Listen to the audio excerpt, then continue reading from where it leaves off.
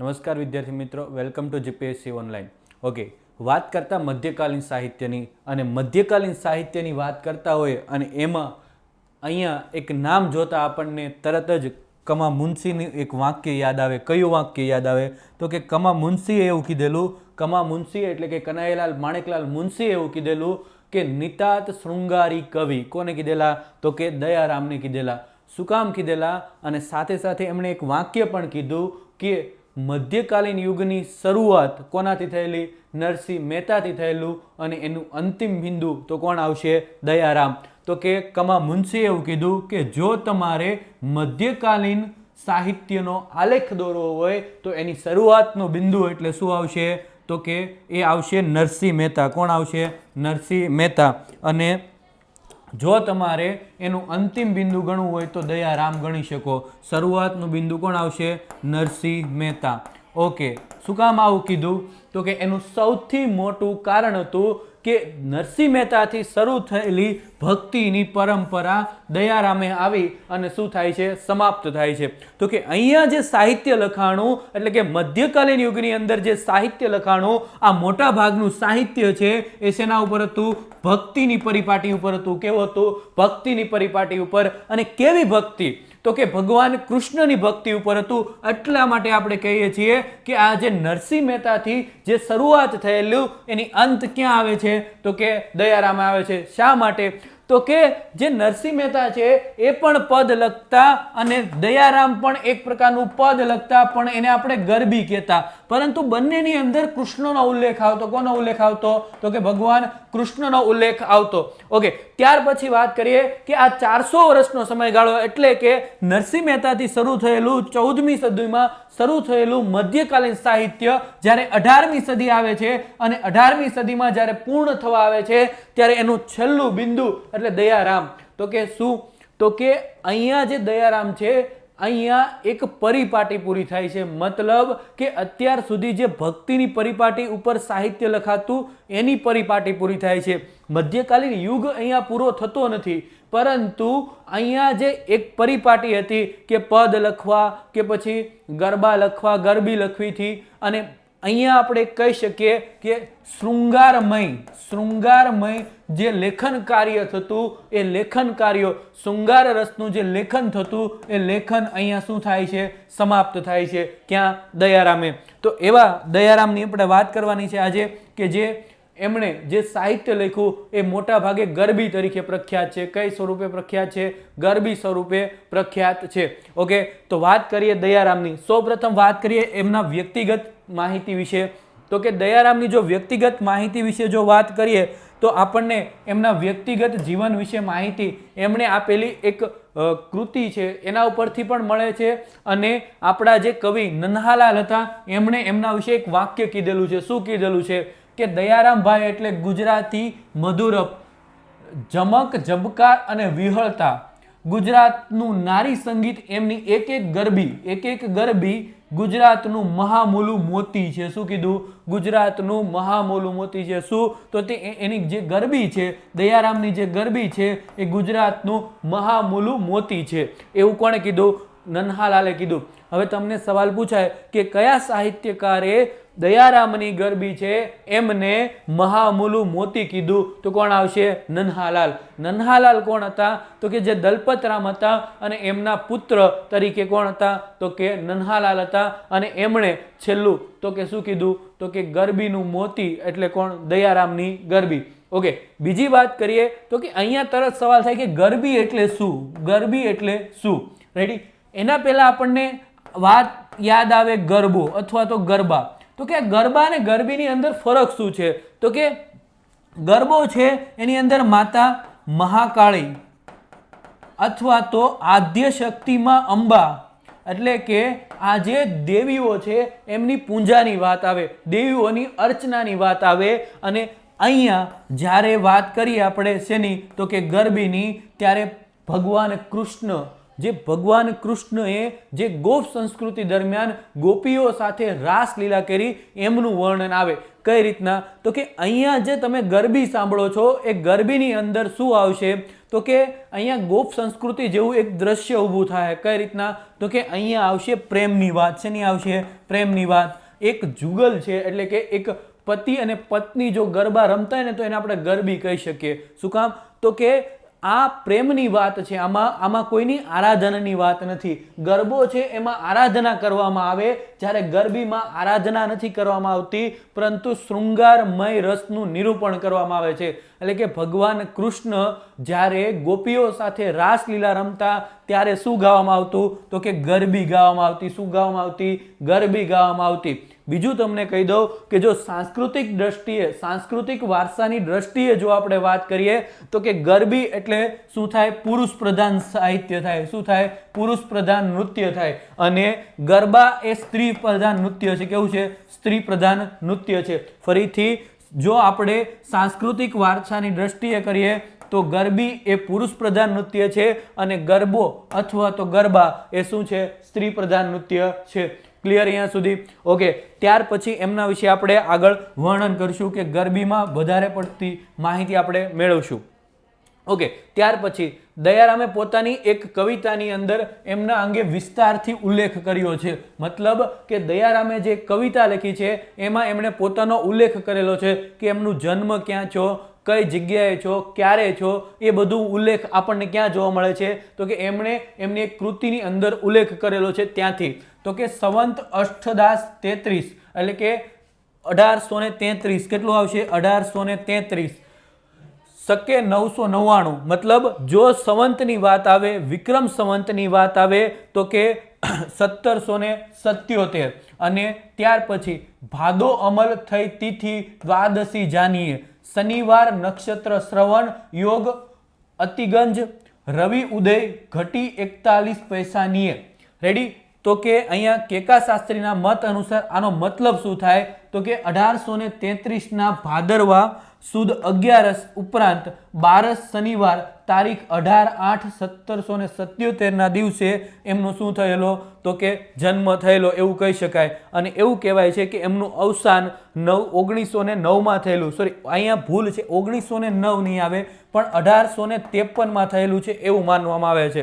ફરીથી તો કે કેકા શાસ્ત્રીએ જે વર્ણન કર્યું એ પ્રમાણે તો કે 1833 ના ભાદરવા મહિનાની સુદ 11 અને 11 અથવા તો 12 ના દિવસે શનિવારે 1877 ના દિવસે એમનો જન્મ થયો. આ વિક્રમ સંવંત પ્રમાણે નથી. આ શેના પ્રમાણે છે? તો કે ઈસવીસન પ્રમાણે છે. અને આ વિક્રમ સંવંત પ્રમાણે વાત આવે છે 1833 વાળી. એટલે કે એમની એક કૃતિમાં એમણે વર્ણન કરેલું છે અને એના ઉપરથી આપણને માહિતી મળે કે એમનો જન્મ ક્યાં થયેલો? તો કે ડભોઈમાં થયેલો. ક્યાં થયેલો? સોરી, ચાંદોદની અંદર થયેલો. અને એમની કર્મભૂમિ એમણે ડભોઈ બનાવેલી. બીજી એમના વિશે માહિતી મેળવીએ તો કે જે દયારામ છે, તો કે દયારામ છે એમના ઘણા બધા ઉપનામ છે. એમના ગુરુનું નામની વાત કરશું, એમના માતા પિતાના નામની વાત કરશું, એમના જ્ઞાતિના નામની વાત કરીએ તો સૌપ્રથમ એમના પિતાનું નામ. તો કે એમના પિતાનું નામ છે પ્રભુરામ ભટ્ટ. શું નામ છે? પ્રભુરામ ભટ્ટ. અને એની માતાનું નામ છે રાજકૌર. શું નામ છે? રાજકૌર. ઘણી જગ્યાએ રાજકુંવર લખેલું છે. શું લખેલું છે? રાજકુંવર. ફરીથી તો કે ઘણી જગ્યાએ એમની માતાનું નામ આપેલું છે રાજકુંવર. શું નામ આપેલું છે? રાજકુંવર. ઘણી જગ્યાએ રાજકૌર નામ આપેલું છે અને ઘણી જગ્યાએ મહાલક્ષ્મી લખેલું છે. પણ મહાલક્ષ્મીના આટલા બધા પુરાવા મળતા નથી. એટલે કે 3 નામ યાદ રાખવા પડશે તમારે. એક રાજકૌર, એક રાજકુંવર અથવા તો મહાલક્ષ્મી. આ નામ કોના છે? એમની માતાના છે. પરંતુ મહાલક્ષ્મી વિશે એટલા બધા આપણને પુરાવા મળતા નથી. ક્લિયર? ત્યાર પછી વાત કરીએ તો કે એક જ્ઞાતિ એ સાઠોદરા નાગર બ્રાહ્મણ હતા. શું હતા? સાઠોદરા નાગર બ્રાહ્મણ હતા. રેડી? કેવા હતા? તો કે નાગર બ્રાહ્મણ હતા. હવે યાદ કરો નરસિંહ મહેતાને. તો નરસિંહ મહેતા પણ શું હતા? નાગર બ્રાહ્મણ હતા. શું હતા? નાગર બ્રાહ્મણ હતા. જેમ નરસિંહ મહેતા નાગર બ્રાહ્મણ હતા એમ અહીંયા કોણ? તો કે દયારામ છે એ પણ શું હતા? તો કે નાગર બ્રાહ્મણ હતા. રેડી? એ ઘણા બધા સાહિત્યની અંદર એમના વિશે ઉલ્લેખ કરેલો છે કે એમનું મૂળ નામ દયાશંકર હતું. શું હતું?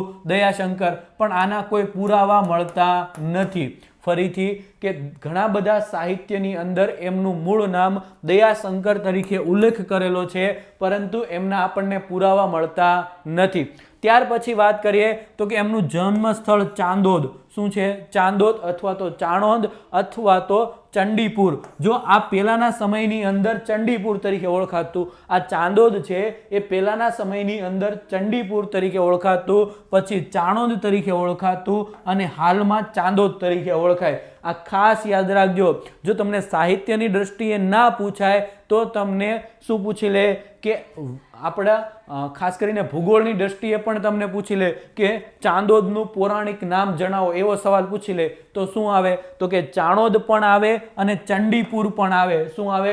ચાણોદ પણ આવે અને ચંડીપુર પણ આવે. ફરીથી કહું છું કે એમનું જન્મ સ્થળ છે એ ચાણોદ, એનો જ્યારે જન્મ થયો ત્યારે ચાણોદ તરીકે ઓળખાતું, એના પહેલા ચંડીપુર તરીકે ઓળખાતું અને હાલમાં ચાંદોદ તરીકે ઓળખાય. તમને મેં આગળ કીધેલું છે કે જો માતૃ શ્રાદ્ધ માટે જાણીતું સ્થળ હોય તો કયું આવશે? તો કે સિદ્ધપુર આવશે. માતૃ શ્રાદ્ધ માટે સિદ્ધપુર આવશે. અને જો પિતૃ શ્રાદ્ધની વાત આવે, જો પિતૃ શ્રાદ્ધની વાત આવે તો ક્યાં જવાનું તમારે? ચાંદોદ. ક્યાં જવાનું? ચાંદોદ. અને આ ચાંદોદમાં ત્રિવેણી સંગમ થાય છે અને એ ત્રિવેણી સંગમે શું? તો કે પિતૃઓના અસ્થિ વિસર્જન કરવાનો મહિમા છે. અને આવી પવિત્ર જગ્યાએ કોનો જન્મ થયેલો? તો કે દયારામનો જન્મ થયેલો. એમનો સમયગાળો ખાસ યાદ રાખજો, ખાસ યાદ રાખજો. શું કામ? તો કે આ સાહિત્યકારને આપણે શું ગણીએ છીએ?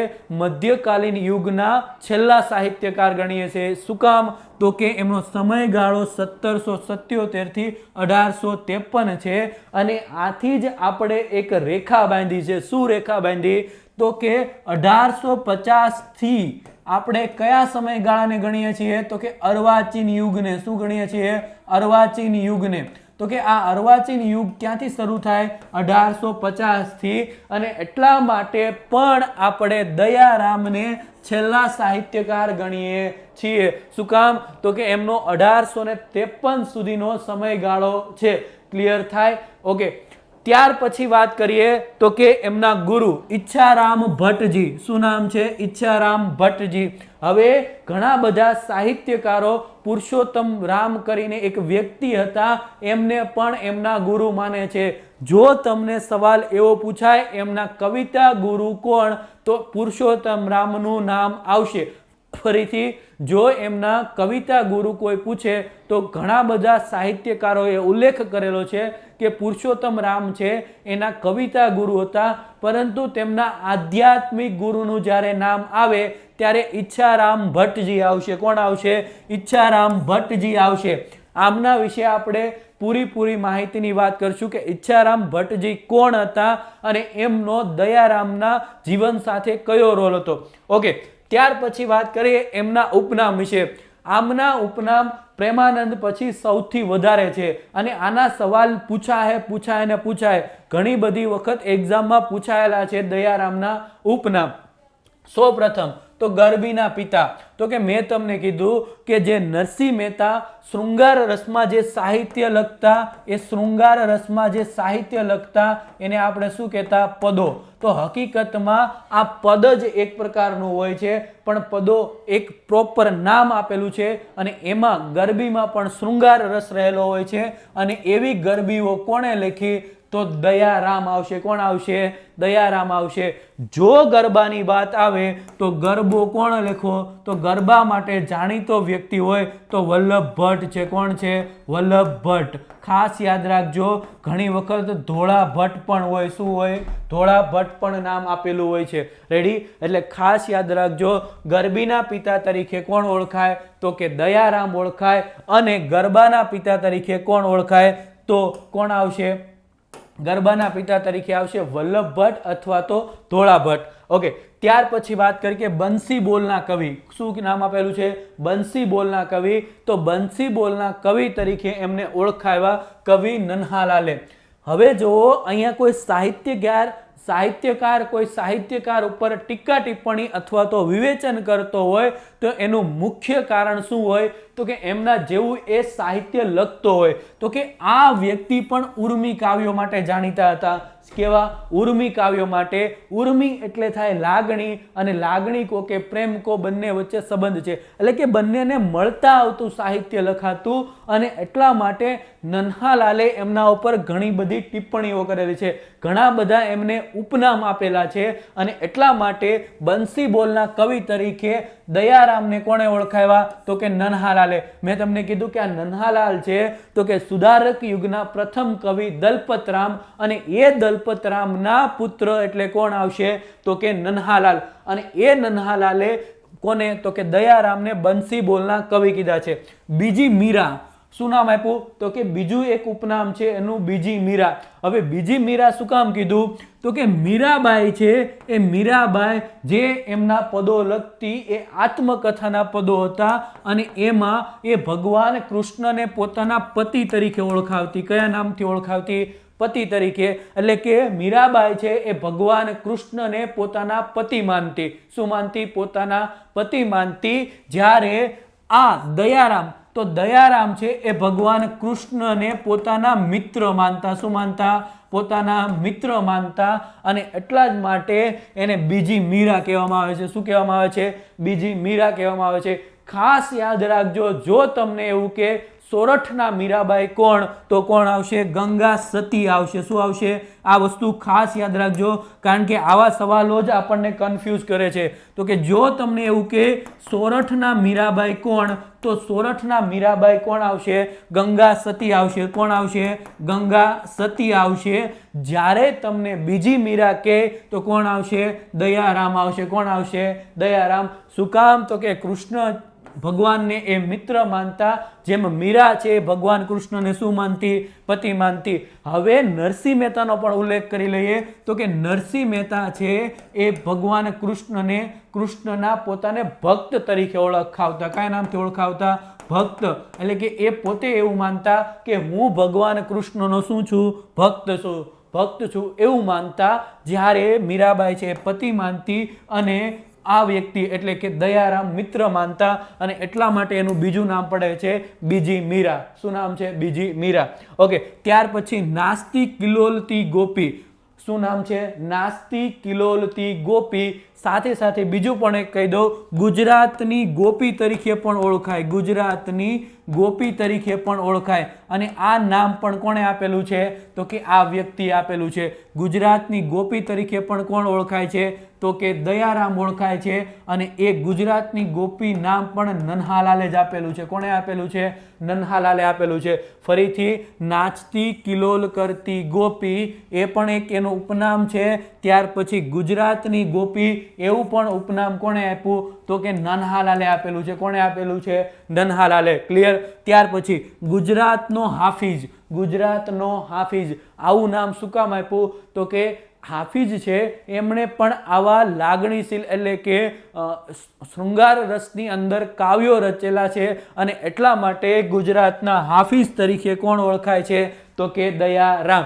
ઓકે. ત્યાર પછી ગુજરાતનો જયદેવ, ગુજરાતનો બાયરન, અને ગરબી સમ્રાટ. શું નામ આપ્યું? ગરબી સમ્રાટ. શું કામ ગરબી સમ્રાટ? કે એમણે જે ગરબી લખી છે એવી ગરબી અત્યાર સુધીમાં બીજો કોઈ લખી શક્યો નથી. અને ગરબીનું નામ આવે એટલે ત્યાં એકમાત્ર વ્યક્તિનું નામ આવે, અને એ છે કોણ? તો કે દયારામ. ઓકે. ત્યાર પછી રસિક શૃંગારી કવિ. શું નામ છે? રસિક શૃંગારી કવિ. તો કોણ આવશે? દયારામ. હવે અહીંયા એક ખાસ ધ્યાન રાખજો, જો તમને એવું કે રસ સિદ્ધ કવિ, શું કે? રસ સિદ્ધ કવિ. તો રસ સિદ્ધ કવિ કોણ આવશે? પ્રેમાનંદ આવશે. કોણ આવશે? પ્રેમાનંદ. પણ રસિક શૃંગારી કવિ તમને કે તો કોણ આવશે? દયારામ. ફરીથી કે જો તમને સવાલ એવો પૂછાય કે રસિદ્ધ કવિ તરીકે કોણ ઓળખાય, તો પ્રેમાનંદ આવશે. અને રસિક શૃંગારી કવિ તરીકે કોણ ઓળખાય? તો દયારામ આવશે. કોણ આવશે? દયારામ. ફરીથી એક વખત એમની બેઝિક માહિતી મેળવીએ. તો કે દયારામ છે એમને ઘણા બધા લોકો એનું મૂળ નામ દયાશંકર તરીકે ઓળખાવે છે. એમના પિતાનું નામ છે પ્રભુરામ ભટ્ટ. શું નામ છે? પ્રભુરામ ભટ્ટ. ઘણા બધા એમની માતાનું નામ છે રાજકુંવરબા એવું કહે છે, અને ઘણા બધા લોકો એને મહાલક્ષ્મી તરીકે ઓળખે. એટલે કે એની માતાનું નામ છે રાજકુંવરબા, પિતાનું નામ છે પ્રભુરામ ભટ્ટ, અને જ્ઞાતિ એ વડનગરા નાગર બ્રાહ્મણ હતા. સાઠોદરા નાગર બ્રાહ્મણ હતા. આ ખાસ યાદ રાખજો. તો કે અહીંયા નરસિંહ મહેતામાં અને દયારામમાં ઘણી બધી બાબતો મળતી આવે છે. જો નરસિંહ મહેતાના માતાનું નામ હતું દયાકુંવર અને આના માતાનું નામ છે રાજકુંવર અથવા તો રાજકુંવર. ત્યાર પછી એ પણ નાગર બ્રાહ્મણ હતા, આ વ્યક્તિ પણ નાગર બ્રાહ્મણ છે. ત્યાર પછી જે નરસિંહ મહેતા હતા એ પણ કૃષ્ણ તરીકે કૃષ્ણ ઉપર સાહિત્ય લખતા, અને ત્યાર પછી જે દયારામ છે એ પણ કૃષ્ણ ઉપર સાહિત્ય લખતા. બીજી વાત કરું તો કે એમાં પણ શૃંગાર રસ જોવા મળતો, અને દયારામની કૃતિમાં પણ શૃંગાર રસ જોવા મળે છે. હવે ઘણા બધા સાહિત્યકારો એવું કહે છે, અને દયારામ પોતે એવું કહેતા, એવા ઘણા બધા સાહિત્યકારોનો મત છે કે નરસિંહ મહેતા જે હતા એ નરસિંહ મહેતાને જે સાહિત્ય લખવાનું બાકી રહી ગયું હતું, અને એ સાહિત્ય લખવા માટે ફરીથી દયારામ સ્વરૂપે જન્મ લે છે. દયારામ ખુદને એક વૃંદાવનની ગોપી તરીકે ઓળખાવતા. શું ઓળખાવતા? દયારામ ખુદને વૃંદાવનની ગોપી તરીકે ઓળખાવતા. રેડી? ત્યાર પછી તો કે એમનો જન્મ છે એ ચાંદોદ. શું ક્યાં થયેલો છે? ચાંદોદ. હાલમાં ચાંદોદ તરીકે ઓળખાય, એ ત્યારે ચાણોદ તરીકે ઓળખાતું, અને પેલા ચંડીપુર તરીકે ઓળખાતું. એમનો સમયગાળો ખાસ યાદ રાખજો, 1777 થી 1853, અને એટલા માટે ગુજરાતના મધ્યકાલીન યુગના છેલ્લા સાહિત્યકાર તરીકે ઓળખાય. ગરબીના પિતા, બંસી બોલના કવિ, બીજી મીરા, નાસ્તી કિલોલ કરતી ગોપી, ગુજરાતની ગોપી. ત્યાર પછી ગુજરાતનો હાફિજ, ગુજરાતનો જયદેવ, ગુજરાતનો બાયરન, ગરબી સમ્રાટ અને રસિક શૃંગારી કવિ. આ આટલા એમના શું નામ છે? ઉપનામ છે. ક્લિયર અહીંયા? અને આપણે તખલુસ તરીકે પણ ઓળખી શકીએ. ઓકે, ત્યાર પછી વાત કરીએ તો કે નરસિંહ મહેતા જે હતા એ નરસિંહ મહેતાને જેમ ઘણા બધા શિષ્યો હતા, એમ અહીંયા દયારામને પણ ઘણા બધા શિષ્યો હતા. તો કે એમના શિષ્યમાં કોનો સમાવેશ થાય છે? એક તો ગિરજાશંકર, બીજા સીતબાઈ સોની, બીજું લક્ષ્મીરામ દેસાઈ અને છોટાભાઈ. આ આટલા 4 એમના શું હતા? શિષ્યો હતા. હવે એક વસ્તુ ખાસ યાદ રાખજો, ઘણા બધા લોકો એવું વિચારતા હોય કે આવા સવાલ ના પૂછાય, તો પૂછવા માટે ઘણા બધા સવાલો છે. તો એક વસ્તુ યાદ રાખજો કે હવેના જે નવા ટ્રેડ પ્રમાણે નવા સવાલો પૂછાય છે. દર વખતે એકના એક સવાલો બહુ ઓછા પૂછાય છે, અને એટલા માટે જીપીએસસી ક્લાસ 1-2 ની તમે એક્ઝામ આપતા હોય તો એમાં ડાયરેક્ટ આમાંથી સવાલ બની જાય. તમને કહી દે કે નીચેના વિધાનો ચકાસો, નીચેના વિધાનો ચકાસો, અને શું કહી દે? તો કે એ બરાબર ગિરજાનંદ આપી દે, બી બરાબર શું આપી દે? તો કે સીતબાઈ સોની, સી બરાબર શું આપી દે? લક્ષ્મીરામ દેસાઈ, અને ડી બરાબર શું આપી દે? છોટાભાઈ. હવે તમને કે વિધાન 1 અને 2 સત્ય, તો કે એવું કહી દે તમને કે જે દયારામ છે એમના શિષ્યો વિશે નીચેના વિધાનો ચકાસો. તો શું કહી દે? તો કે વિધાન 1, 2 અને 3 સત્ય, 1, 2 ને 4 સત્ય, 1 અને 3 સત્ય, અને આપેલ તમામ સત્ય. રેડી? તો આમાં આપેલ તમામ છે એ એમના શિષ્યો છે, અથવા તો તમને એવું કહી દે સીમા બીજા કોઈનું નામ આપી દે, અને આ રીતના સવાલ પૂછાય છે. એટલે ખાસ યાદ રાખજો, કદાચ તમે ગૌણ સેવા પસંદગી મંડળની એક્ઝામ આપતા હોય કે પછી તમે જીપીએસસી ક્લાસ 1-2 થી માંડીને 3 સુધીની કોઈ પણ એક્ઝામ આપતા હોય તો હવે આવા સવાલો પૂછાઈ શકે છે. એક તો એમનો શિષ્ય ગિરજાશંકર, બીજો સીતબાઈ સોની, લક્ષ્મીરામ દેસાઈ અને છોટાભાઈ. એકમાત્ર સ્ત્રી એટલે કોણ આવશે? સીતબાઈ સોની. અથવા હજુ પણ જો તમારે આગળ લઈ જવું હોય તો સોનરણ રતનબાઈ છે, એ પણ એમની એક શિષ્ય હતી. કોણ હતી? સોનરણ રતનબાઈ છે, એ પણ એક એની શિષ્ય હતી. એના વિશે આપણે ખાસ વાત કરવાના છીએ, એટલે મેં એને અહીંયા લીધી નથી. એ વસ્તુ ખાસ યાદ રાખજો કે હજુ એમની શિષ્ય હતી સોનરણ રતનબાઈ, એટલે એમને મેં અહીંયા લીધી નથી. ઓકે, તો આ થયા એમના શિષ્યોની વાત. ઓકે, ત્યાર પછી હવે વાત કરીએ એમના જીવન ચરિત્ર વિશે. શેના વિશે વાત કરીએ? એમના જીવન ચરિત્ર વિશે. ઓકે, તો કે જીવન ચરિત્રની જો વાત કરીએ તો દયારામ ગુજરાતી સાહિત્યના ભક્ત કવિ, અને નરસિંહ મહેતા છે એ ભક્તિ કવિ તરીકે ઓળખાય. જો બહુ નાનો એવો ડિફરન્સ છે, બંને નામ વચ્ચે બહુ નાનો એવો ડિફરન્સ છે. શું? તો કે અહીંયા દયારામને ભક્તિ કવિ કહેવાય. શું? ભક્ત કવિ કહેવાય. અને જે નરસિંહ મહેતા છે એને ભક્તિ કવિ કહેવાય. જો તમને આવા સવાલ પૂછાય ને ત્યારે આપણે આ સવાલોને ઓળખવા મુશ્કેલ થઈ જાય, કયું સત્ય છે અને કયું નથી. તો કે બહુ નાનો એવો ડિફરન્સ છે. જો નરસિંહ મહેતાને તમારે યાદ રાખવા હોય તો નરસિંહમાં સી આવે તો અહીંયા પણ હસબ આવે, એટલે કે ભક્તિ કવિ તરીકે કોણ ઓળખાય? નરસિંહ મહેતા. અને દયારામ છે એને ભક્ત કવિ તરીકે ઓળખાય. ક્લિયર? અહીંયા આ વસ્તુ ખાસ યાદ રાખજો, આવા સવાલ દર વખતે એક્ઝામમાં પૂછાય છે. ઓકે, હવે વાત કરીએ કે આ જે દયારામ હતા એ દયારામના માતા લગભગ 10 વર્ષની ઉંમરે મૃત્યુ પામે છે અને એમના પિતા છે એ 15 વર્ષની ઉંમરે મૃત્યુ પામે છે. ઘણા બધા સાહિત્યકારો તો ત્યાં સુધી લખે છે કે એમના કુટુંબની અંદર એમના કાકાની બહેન એક જ જીવિત હોય છે અને એ પણ થોડા સમય પછી મૃત્યુ પામે છે, અને એટલા માટે એમના કુટુંબના તમામ લોકો મૃત્યુ પામ્યા હોય છે અને એટલા માટે એમનો ઉછેર છે. ઘણા બધા લોકો એવું કહે છે એમના માસીને ત્યાં ડભોઈમાં, અને ઘણા બધા લોકો એવું કહે છે કે એમના મામાને ત્યાં ડભોઈમાં થયેલો. મોટા ભાગના લોકોનો ઉલ્લેખ એવો છે કે જે દયારામ છે એનો ઉલ્લેખ, દયારામ છે એનો જન્મ ક્યાં? તો કે ડભોઈની અંદર એમના મામાને ત્યાં થયેલો. રેડી? તો કે એમના મામાને ત્યાં એમનો ઉછેર થયેલો. અને એવું કહેવાય છે કે એક વખત ઘટના એવી બને છે કે આ દયારામ છે એમના નાના માતા પિતા નાની ઉંમરમાં મૃત્યુ પામે છે અને એટલા માટે એ અવળા રસ્તે ચડી જાય છે. અને એ અવળા રસ્તે ચડે છે તેથી શું થાય છે?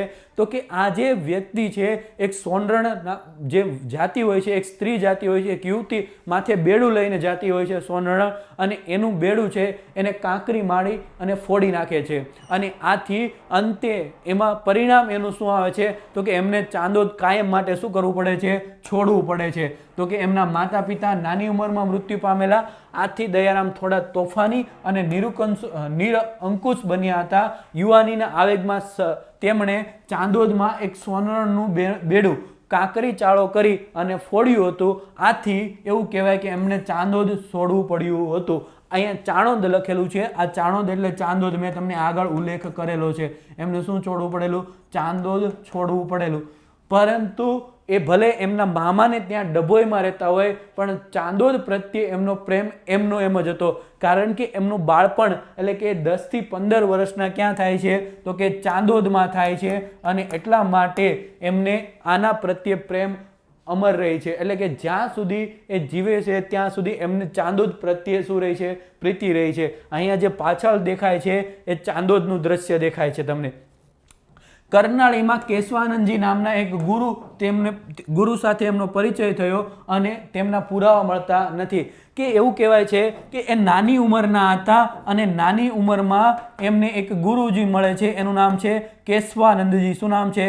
કેશવાનંદજી. અને એ કેશવાનંદજી છે એમને પોતાના ગુરુ તરીકે એ સ્વીકારે છે એવો ઉલ્લેખ ક્યાંક મળે છે, પરંતુ એમના કોઈ પુરાવા મળતા નથી કે આ કેશવાનંદજી છે એ કોના? તો કે દયારામના પ્રથમ ગુરુ હતા. અને એટલા માટે એવું કહી શકીએ કે આના કોઈ પૂરતા પુરાવા મળતા નથી, એટલે આપણે એને ગુરુ તરીકે સ્વીકારતા નથી. કોને? કેશવાનંદજીને. પણ આવો સવાલ પૂછાય. હાલમાં જે એટીડીઓની એક્ઝામ હતી અને એ એટીડીઓની એક્ઝામની અંદર તમને ખ્યાલ છે કે મીરાબાઈની ગોસાઈ સાથેના સંબંધોની વાત કરવામાં આવેલી. કોના? તો કે જે જીવા ગોસાઈ હતું, આગળ મેં તમને કીધેલું કે એમના પ્રથમ ગુરુ હતા અને એમના વિશે સવાલ પૂછાણો. તો આપણને અહીંયા આના વિશે પણ સવાલ પૂછાઈ શકે અને એટલા માટે જ મેં અહીંયા શું એનો ઉલ્લેખ કરેલો છે. ઓકે, ત્યાર પછી વાત કરીએ કે દયારામના વિવાહ 8 વર્ષની વયે ગંગા નામની એક કન્યા સાથે થયેલા, પરંતુ લગ્ન પૂર્વે જ તેમનું શું થયેલું? અવસાન થયેલું. અને આથી આ વ્યક્તિ એટલે કે દયારામ છે આજીવન બ્રહ્મચારી રહે છે. એટલે એવું કહેવાય છે કે દયારામ છે એમના લગ્ન નાની ઉંમરે જ થઈ ગયેલા અને 8 વર્ષની એક ગંગા નામની સ્ત્રી સાથે થયેલા. અને એવું કહેવાય કે એ લગ્ન પહેલાં જ ગંગાનું શું થાય છે? મૃત્યુ થાય છે. અને ત્યાર પછી એ ક્યારેય લગ્ન કરતા નથી.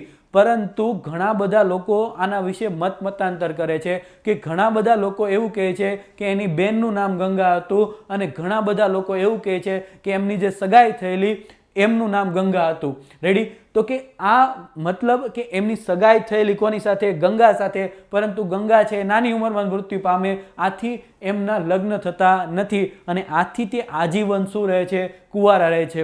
એવું કહેવાય છે કે મધ્યકાલીન યુગના જ્યારે સાહિત્યકારોની જ્યારે આપણે વાત કરીએ ત્યારે એમાં એક વસ્તુ કોમન મળે છે કે આ લોકો છે એમના માતા પિતા કે એમના પરિવારના સભ્યો નાનપણમાં જ મૃત્યુ પામે છે. આથી આ લોકો છે એ મોટા ભાગના વિસ્તારમાં ફરેલા હતા. મતલબ કે પોતાની જાતે એમણે ઘણું બધું શીખેલું અને એના ઉપર જ એમણે સાહિત્ય લખ્યું. અહીંયા તમે દયારામની વાત કરો તો મેં તમને વાત કરી એમ કે દયારામ છે એ દયારામના માતા પિતા નાનપણમાં મૃત્યુ પામેલા અને ત્યાં સુધી કે એમના કુટુંબની અંદર કોઈ નહોતું, એ બધા લોકો મૃત્યુ પામેલા. અને અહીંયા એવો પણ ઉલ્લેખ છે કે એમની જે લગ્ન શૈલી, એમના જે સગાઈ થયેલી નાની ઉંમરમાં એ વ્યક્તિ પણ મૃત્યુ પામે છે અને આથી એ લોકોનો સંસાર પ્રત્યેથી રુચિ ઉઠી ગયેલી અને આથી તે સાહિત્ય તરફ આગળ વધે છે. ક્લિયર? અહીંયા ત્યાર પછી વાત કરીએ તો કે નાનપણમાં ડાકોરમાં પુષ્ટિ માર્ગીય વિદ્વાન ઈચ્છારામ ભટ્ટજીનો સંપર્ક ડભોઈ અને ચાણોદ વચ્ચે આવેલા તેન તળાવ પર થયો. હવે અહીંયા કથા એવી છે કે એક વખત એમના મામા સાથે એ વ્યક્તિ ક્યાં જતા હોય છે? ડભોઈ જતા હોય છે. ડભોઈથી ક્યાં જતા હોય છે? ચાંદોદ જતા હોય છે. અને ચાંદોદ જતી વખતે એમને એક જગ્યાએ કથા ચાલતી હોય છે અને ત્યાં એમનું ધ્યાન જાય છે અને થોડો સમય માટે એમના મામા સાથે એ જ્યાં ઈચ્છારામ ભટ્ટજીની જ્યાં કથા ચાલતી હોય છે ત્યાં એ સાંભળવા માટે જાય છે અને ત્યાંથી જ એમના ગુરુ તરીકે એ કોને સ્વીકારી લે છે? ઈચ્છારામ ભટ્ટજીને સ્વીકારી લે છે. તો કે ચાંદોદની અંદર જે તેન તળાવ આવેલું છે, આ જે ફોટો દેખાય ને એ તેન તળાવ છે. શું છે? તેન તળાવ. આ તેન તળાવનો હાલમાં સવાલ પૂછાયેલો ક્યાં? તો કે એટીડીઓની એક્ઝામમાં પૂછાયેલો કે આ તેન તળાવ ક્યાં આવેલું છે? ડભોઈમાં આવેલું છે. જો તમને જિલ્લો પૂછે તો વડોદરા આવશે. શું આવશે? વડોદરા આવશે. રેડી? તો કે ડભોઈ અને ચાણંદ વચ્ચે જે તેન તળાવ ત્યાં એમની મુલાકાત ઈચ્છારામ ભટ્ટજી સાથે થાય છે અને આ દયારામ જોડકા બોલતા હોય છે અને એ જોડકા સાંભળી અને ઈચ્છારામ જે ખૂબ ખુશ થાય છે અને તેમને આશીર્વાદ આપે છે અને એની જ પ્રેરણાથી તો કે 1803-4માં નાથદ્વાર આવેલા એક વનમાળીજીના મંદિરમાં શ્રી ગોસ્વામી વલ્લભદાસજી મહારાજ પાસે એ બ્રહ્મ સંબંધ લીધો. મતલબ કે એમની પ્રેરણાથી એક વ્યક્તિને મળે છે અને એનું નામ ક્યાંના છે? તો કે નાથદ્વારમાં રાજસ્થાનમાં આવેલું છે. શ્રીનાથજીનું મંદિર છે અને ત્યાં આવેલા એક વ્યક્તિ એટલે કે વલ્લભજી મહારાજને મળે છે અને ત્યાંથી બ્રહ્મ સંબંધ, આને કહેવાનો મતલબ કે એ આજીવન બ્રહ્મચર્ય પાળવાની પ્રતિજ્ઞા લે છે અને એ એમના ગુરુ એટલે કે કોણ? તો કે ઈચ્છારામ ભટ્ટજીના આશીર્વાદથી અને એમની પ્રેરણાથી એ 3 વખત ખાસ યાદ રાખજો, 3 વખત ભારતની યાત્રા કરે છે અને 7 વાર શ્રીનાથજીની યાત્રા એ જાય છે. એટલે કે નાથદ્વારમાં જે શ્રીનાથજીનું મંદિર આવેલું છે તેની યાત્રા 7 વખત કરે છે અને ભારત ભ્રમણ કેટલી વખત કરે છે? 3 વખત. એટલે કે ભારતના જે ધાર્મિક સ્થળો છે એની મુલાકાત 3 વખત લે છે અને શ્રીનાથજીની મુલાકાત કેટલી વખત? તો કે 7 વખત લે છે. અને એવું કહેવાય છે કે એમણે 3 વખત ભારતનું ભ્રમણ કરેલું અને આથી એ લગભગ 12 જેટલી ભાષા જાણતા. કેટલી જાણતા? 12 જેટલી ભાષાઓ જાણતા. તો કે કઈ? તો કે વાત કરીએ તો કે સંસ્કૃત છે, ત્યાર પછી આવે છે કઈ? તો કે મરાઠી છે, ત્યાર પછી આવે છે પંજાબી છે, ત્યાર પછી બ્રજ છે, ગુજરાતી છે, આવી એ લગભગ સિંધી છે, આવી લગભગ મારવાડી છે, આવી લગભગ 12 જેટલી ભાષાઓના જાણકાર મધ્યકાલીન યુગના સાહિત્યમાં હોય તો એકમાત્ર દયારામ છે. કોણ છે? દયારામ છે. અને એટલા જ માટે એવું કહેવાય કે દયારામ છે એ ધીમે ધીમે ત્યાંથી મધ્યકાલીન યુગનો અંત આવતો જાય છે અને અર્વાચીન યુગની શરૂઆત થતી જાય છે. અને એવું કહેવાય કે અક્ષર જ્ઞાન ધરાવતા જો કોઈ સાહિત્યકાર હોય મધ્યકાલીન યુગમાં તો એ કોણ હતા? તો કે દયારામ હતા. અહીંયા તમારે એક વસ્તુ ખાસ યાદ રાખવાનું છે તો કે એમના ગુરુજીનું નામ શું આવશે? ઈચ્છારામ ભટ્ટજી. શું નામ છે? ઈચ્છારામ ભટ્ટજી. તો કે તેન તળાવ ક્યાં આવેલું છે? તો કે ડભોઈમાં આવેલું છે. અને એમની પ્રેરણાથી કોણે? તો કે જે દયારામ છે એને 3 વખત ભારતની યાત્રા કરેલી અને 7 વાર શ્રીનાથજીની યાત્રા કરેલી. અહીંયા નાથદ્વારમાં તો કે નાથદ્વાર રાજસ્થાનમાં આવેલું છે અને ત્યાં શ્રીનાથજીનું શું આવેલું છે? શ્રીનાથજીનું મંદિર આવેલું છે. એવું કહેવાય કે વૈષ્ણવ સંપ્રદાય માટે ખૂબ જાણીતું કોઈ સ્થળ હોય તો કયું છે?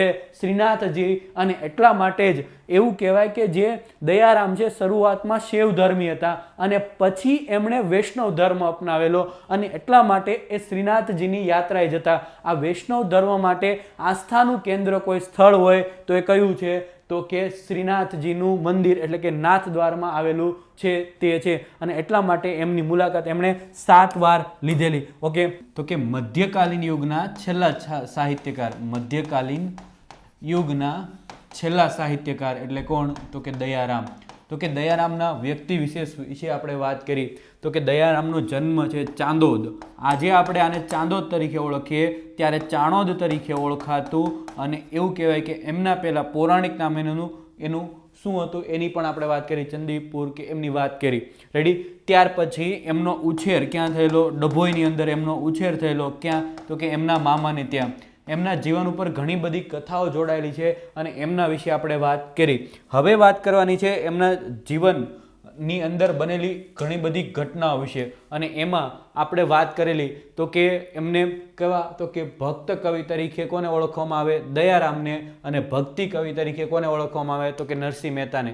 ત્યાર પછી આપણે વાત કરેલી કે એ જે ઘટના બનેલી સોનારણ સાથે એમની વાત કરેલી તો કે એમણે ખાસ કરીને નર્મદાના કિનારે જે બેડું ભરવા માટે જે સ્ત્રીઓ આવતી એમાં એક સોનારણ હતી અને એમના જે ઘડો હતો એમને ફોડવાનું કામ કરેલું. અને એટલા માટે એમને શું કરવું પડેલું? તો કે એમણે શું છોડવું પડેલું? તો કે ચાણોદ છોડવું પડેલું. રેડી. ત્યાર પછી એમના વિવાહની વાત કરી. ત્યાર પછી આ તેન તળાવને કિનારે તો કે એમના ડભોઈ સાથે એમની મુલાકાત થાય છે એમની આપણે વાત કરી. હવે વાત કરવાની છે આપણે તો કે ડભોઈમાં તેઓ બાલ વિધવા સોનારણ રતનબાઈને ત્યાં રહેતા અને છેલ્લું વસિયતનામું તેમના નામે કરાવેલું. હવે ઘટના આખી એવી છે કે દયારામ છે, આ દયારામ તો કે આ વ્યક્તિ કયો? તો કે વૈષ્ણવ ધર્મ પાળતા. શું પાળતા? વૈષ્ણવ ધર્મ પાળતા. અને એમને ઘણી મર્યાદાઓ હતી એમની, એટલે કે પોતાની એમના વિશે જો વાત કરીએ આપણે તો કે એ મરજાત હતા. કેવા હતા? મરજાત. ખાસ કરીને યાદ રાખજો, મરજાત. તો કે વૈષ્ણવ ધર્મની અંદર આ મરજાત એટલે શું થાય? તો કે મરજાતનો મતલબ એવો થાય કે આ વ્યક્તિ છે એમના ઘણા બધા નીતિ નિયમો હોય. શું હોય? નીતિ નિયમો હોય. તો કે શું નીતિ નિયમો હતા? તો કે એમના લગ્ન નક્કી થયેલા કોની સાથે? તો કે 8 વર્ષની ગંગા સાથે. અને લગ્ન નક્કી થયા અને એ પહેલાં જ લગ્ન થાય એ પહેલાં જ એમની પત્ની છે શું પામે છે? મૃત્યુ પામે છે. અને ત્યાર પછી એ કયો ધર્મ? તો કે વૈષ્ણવ ધર્મ અપનાવે છે. અને વૈષ્ણવ ધર્મમાં તો કે એ મરજાત સંપ્રદાય પાળે છે. કયો? તો કે મરજાત સંપ્રદાય પાળે છે. મતલબ એના નીતિ નિયમો ઘણા બધા કડક હોય છે. તો કે મરજાત સંપ્રદાયનો જે વ્યક્તિ હોય એ બીજાના ઘરે જમી ના શકે અથવા તો બીજાના ઘરનું પાણી પી ના શકે. શું? તો કે બીજાના ઘરનું પાણી પણ ના પી શકે. તો કે આવા ઘણી બધી મર્યાદાઓ એની હતી. અને એવું કહેવાય કે જે દયારામ હતા એ દયારામ કોની સાથે? તો કે કોના ઘરે રહેતા? તો કે રતનબાઈને ત્યાં રહેતા. અને એ રતનબાઈ છે એમની સેવા સાંકરી કરતી. પરંતુ આ જે દયારામ છે એમના ઘણા બધા નીતિ નિયમો હતા. શું કામ? તો કે એ મરજાત હતા. અને એટલા માટે આ વ્યક્તિ છે એ પોતાનું રાંધી અને પોતે ખાતા. આમના હાથનું રાંધેલું ખાતા પણ નહીં. અને એવું કહેવાય છે કે એમની જ્યારે પાછળની ઉંમર એટલે કે લગભગ 45-50 વર્ષની ઉપર જે એની ઉંમર જાય છે અને ત્યાર પછી એ ઘણા બધા રોગથી પીડાતા હોય છે. ઘણા બધા રોગથી પીડાતા હોય છે. અને ત્યારે એમની સેવા કરવાનું કામ કોણ કરે છે? તો કે સોનારણ રતનબાઈ. તો કે આ રતનબાઈ છે એ પણ એક બાળ વિધવા હોય છે. અને 40-45 વર્ષની ઉંમર પછી એ વ્યક્તિ છે તો કે કોના શિષ્ય બને છે? તો કે દયારામના શિષ્ય બને છે. અને આજીવન જ્યાં સુધી દયારામ જીવે છે ત્યાં સુધી એમની શું કરે છે? સેવા કરે છે. અને એવું કહેવાય છે કે દયારામના મૃત્યુ પછી પણ આ રતનબાઈ છે એમની જે છબી છે એટલે કે એમનો જે ફોટો છે એમના દર્શન કરીને જમતા. એટલે એટલી બધી સેવા સાકરી કોની કરેલી? તો કે દયારામની કરેલી. અને એટલા માટે દયારામ છે એનું છેલ્લું વસિયતનામું છે એ કોના નામે કરાવે છે? રતનબાઈના નામે. ઘણા બધા લોકો માટે આ વસિયતનામું નવો શબ્દ હશે, પરંતુ કદાચ જો તમે ક્લાસ 3 કે ક્લાસ 1 2 ની તૈયારી કરતા હોય, મતલબમાં મારો કહેવાનો કે તમે કોમ્પિટિટિવ એક્ઝામની તૈયારી કરતા હોય તો તમને વસિયતનામાનો મતલબ ખબર હોવો જોઈએ કે તમારી પિતાની જે મિલકત છે એ વસિયતનામું એટલે કે તમારે પિતાની મિલકત છે એ કોને, એમના પુત્રોને મળતી હોય છે.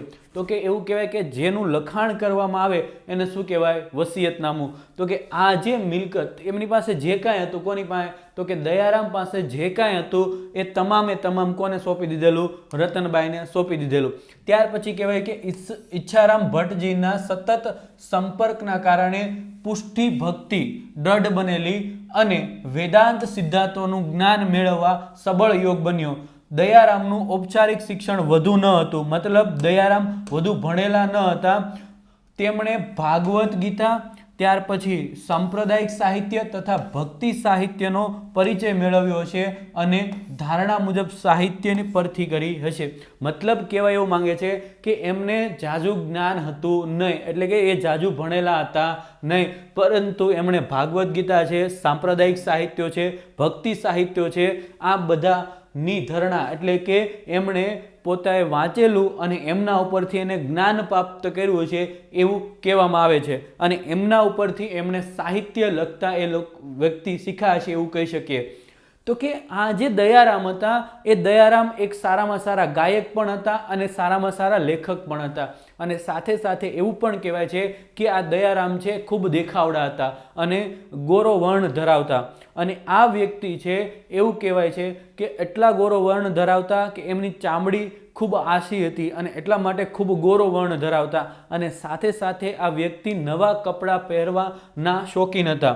રેડી, આવી બધી માન્યતાઓ કોની સાથે જોડાયેલી છે, તો કે દયારામ સાથે જોડાયેલી છે.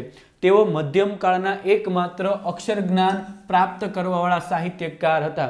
મતલબ ભલે એનું બાળપણમાં એમના માતા પિતા, તો કે એમના માતા પિતા છે એ મૃત્યુ પામે છે અને એટલા માટે એમનું શિક્ષણ છે શું થાય છે, એનું શિક્ષણ અટકી જાય છે.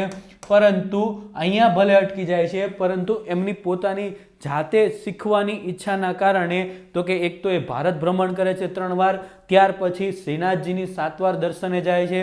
આ ઉપરાંત તો કે અલગ અલગ સાહિત્ય વાંચી અને એ જ્ઞાનથી સભર બને છે. અને એવું કહેવાય છે કે મધ્યકાલીન યુગ એટલે કે જે નરસિંહ મહેતાથી શરૂ થયેલો અને જે દયારામ સુધીના જેટલા પણ સાહિત્યકારો છે એમાં સૌથી વધારે અક્ષર જ્ઞાન ધરાવતા કોઈ સાહિત્યકાર હોય તો એ કોણ હતા, દયારામ. તેઓ 12 ભાષાના જાણકાર હતા. આની મેં તમને વાત કરેલી આગલા વિડીયોની અંદર. તો કે તેઓ 3 વખત ક્યાં ગયેલા, તો કે ભારતની યાત્રાએ ગયેલા. અને એટલા માટે તેમને ભારત યાત્રા 3 વખત કરેલી. અને એટલા માટે આ જે વ્યક્તિ છે એ 12 ભાષાના જાણકાર હતા. કઈ કઈ ભાષા, તો મેં તમને કાલે કીધેલું, તો કે ગુજરાતી તો એમને આવડતી જ હોય કારણ કે એમણે ગુજરાતીની અંદર ઘણું બધું સાહિત્ય લખેલું છે.